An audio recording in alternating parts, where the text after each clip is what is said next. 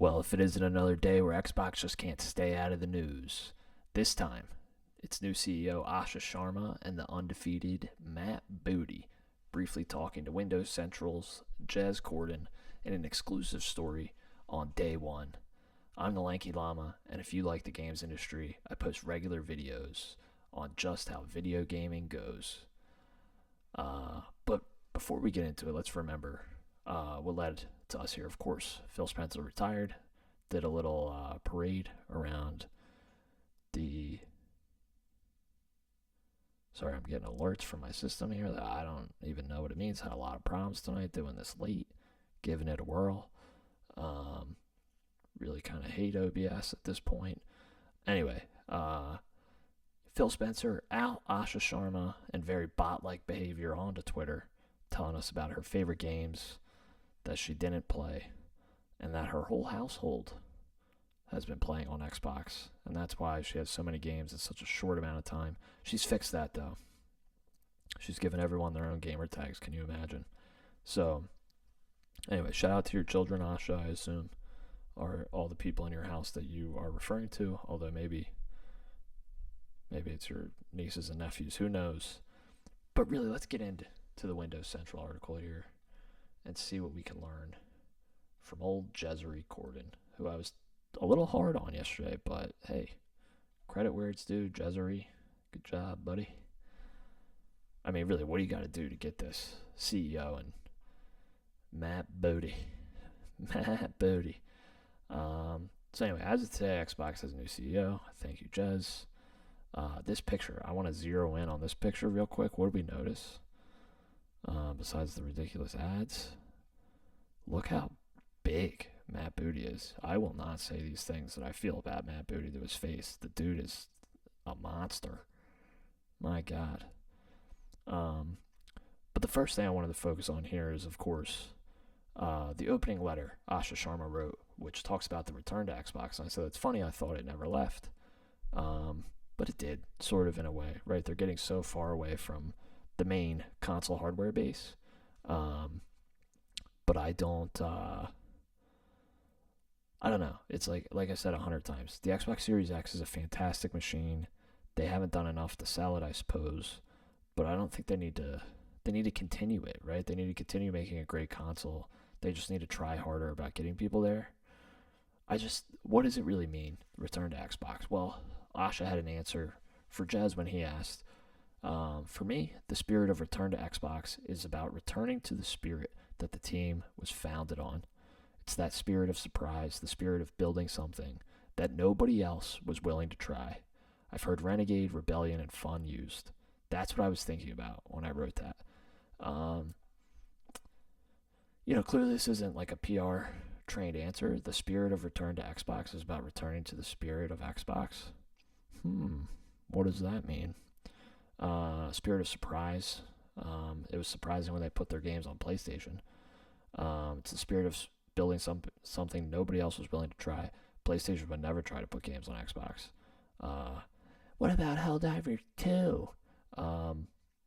Shoot, I'm forgetting the name of that studio, but they hate Sony, and they will not be purchased by them. That was a second-party game. So there's a little bit of nuance there, boys. Renegade, rebellion, and fun. This interview, not very renegade of you, Asha. So anyway, the core Xbox fans and players have invested up to 25 years of themselves, of course. She wants everyone to know that she's committed to Xbox, starting with the console. But they're going to keep meeting players where they are. The world continues to evolve and change. We're going to make sure Xbox is a great place for developers and players. We want to invest in reducing the artificial divide between different types of devices that they want to use with us. So really, I mean, it's the same old story, right? Like, they don't want you just locked to the Xbox box. They want you on PC, mobile, streaming, TV, whatever. Doesn't matter. They want you there playing Xbox games. Or they'll meet you on PlayStation, also with Xbox games. So nothing about that really rings about returning to maybe how it used to be, and nothing about it makes me feel with the warm and fuzzies, Asha. I'll be honest with you about that. And then perhaps the most eloquent point she made and Jez writes, on Xbox's recent strategic decisions. Sharma said, the plan's the plan until it's not the plan. Truer words, more eloquently, have never been spoken. Very nice, Asha. She goes on to say, right now I need to learn, candidly, about the why of these decisions, what we were optimizing for, and what the data says about the Xbox strategy today. I'm looking at lifetime value, not just what happened in a previous moment or short-term efficiencies and things like that.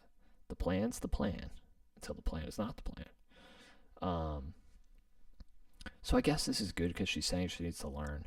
But really you would hope that somebody explained it to her. I think they go on to say that her and Matt Booty are touring around studios. And she says, or maybe Matt says it, where he's like, something about a learning circuit. And it's like, again, Matt Booty has had a similar role, maybe with somewhat less power, but he was always the head of studios. Does Matt Booty need to learn about this? I mean, I understand that you would bring your lieutenant with you on your learning mission, but still, it's a little strange to me to think about. So, again, Jez writes, on preserving Xbox Game Studios culture and rejecting AI-created games. This was another quote from Sharma that I thought was interesting. The thing about other products that are taking off, they've built really great communities with their audiences. We're the stewards of a lot of communities, and we have been for decades. The thing that makes a community is that you build for that core. What I don't want to do is have any creator at Xbox dilute their focus to chase an emerging community. If we want to invest in a new community, we'll look at how to do that, but it's really important that people stay true to their core when they're building. So again, this just feels like nothing's really changed, right? If they want to invest in a new community, I don't think it's that expensive for Xbox, especially Microsoft money, to port their games to PlayStation. Those are new communities. Some of them are probably players that they've had before but refused to buy the box, maybe the last 2 times. I don't know. You build for that core, but you haven't been. You haven't been building for the core. You've been building for other people. So really, there's a lot of odds here, and I really get the feeling that this is an off-the-cuff interview, kind of like a damage control. I think things are spiraling all over the place, maybe understandably. Again, credit to Jezri, a very reluctant credit. Not really. It's good work, buddy. Not really buddies, though. So then Matt Booty says, we've got no pressure from Microsoft. There are no directives on AI coming down. Our teams are free to use any technologies that might be beneficial, whether it's helping write code or check for bugs, things more in the production pipeline. At the end of the day, as Asha said, we're committed to art made by people. Made by people using AI, I think that would still apply. I'm not so sure that there's not top-down pressure. I'm sure there is. I simply don't believe that there isn't. But I do think, as I said before, that it's not all doom and gloom. There's nuance there. Searching for bugs does sound like something AI would be a good use for AI. So I don't know why we would shy away from that. Does that mean the game was then made using AI? I suppose so, but AI been in video games a long time. You know, real ones used to call it the computer. Referring to the enemies. But really, I do think it's nuanced. I think back to Oblivion, Bethesda's Oblivion, Radiant AI. I believe that was the first time. It may have been in Morrowind. It's definitely in Skyrim. But the idea that it kind of like churns out quests for you, and they're ostensibly fetch quests, but they do give the player a feeling of kind of emergent gameplay and never-ending story and quest. Again, it's been around for a long time. I understand it's a little different now, being generative, but was Radiant not generating something? I don't know. For you to decide. So, don't really care what Matt Booty says. The best part of his job is listening to the initial ideas, and then he never speaks to the teams again. Very, very nice, Matt. And Jez did say here, which I think is important, that he didn't get the chance to ask everything he wanted to. I was surprised that there wasn't a Game Pass question in here, but again, he didn't get to that. this feels like maybe less than 20-minute conversation, maybe less than 30. Be curious to know like really how it came about for Jez. Maybe I will actually ask Jez. Should I? If one person leaves a comment that I should ask Jez, I would actually do it. I would battle OBS to get back in front of the mic to sound just as robotic as I probably do right now. Your recording encoding is high. Why? I don't get it. I don't get it. I don't get it. I'm gonna have to look into that. So this is the last thing. Obviously, we're closing on because the article's done. But this last part here, we know that the business has gone through some challenges. I'm going to use my expertise and the leaders that have the deep gaming depth around the table to help us grow the business and make sure that we have an incredible next 25 years. I will listen. I will learn. I will communicate what we're seeing and what we're doing. I think from here, the work is proof over promise. Matt and I are in it every hour of every day of every night. I'm fully in this thing. This team has brought it back before. I'm here to help us do it again. Have they brought it back? The Xbox, the original Xbox, I think sold comparably to the GameCube, maybe a few million more, about 25 million total. I think GameCube was a little less. PlayStation 2, of course, 150, 160 plus million units. Of course, was produced and sold much longer than the original Xbox. However, the Xbox 360 debuted 2005, a full year prior to the PlayStation 3, and it dominated PS3 out of the gates. Just for PS3 to, I think, sell slightly more. They both sold around 85, 88 million units, but I think PS3 did slightly nip it at the end. So brought it back before. Have they brought it back before? Don Matrick killed Xbox with the Xbox One and TV and all that stuff. So really, what do you think? I think Jez did okay here. Good stuff, buddy. Some typos. Hey, some typos. Nobody's, we're not above it. We're not above you. Hey, you were hot to the presses, buddy. You got to get it out there.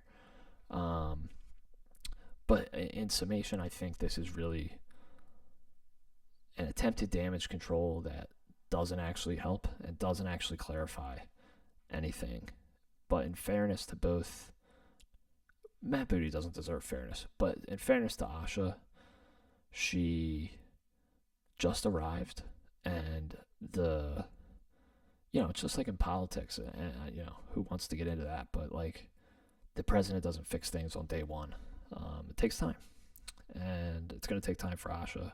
Her vision of Xbox, I don't think will begin to take shape until 2027. Sure, we might see some big things along the way, and I'm sure we'll talk about them here. But I think the plan's the plan until the plan's not the plan. All right, so just settle down. Just pump the brakes. Time will tell with these people, but no clarity from this. No clarity at all. And, you could just hope it gets better. But what did you think? How did I do today? Probably worse. Frustrating dealing with the technology. But I'm the Lanky Llama. I do regular videos on the gaming industry that I love so much. I hope you enjoyed it. Leave a like, subscribe.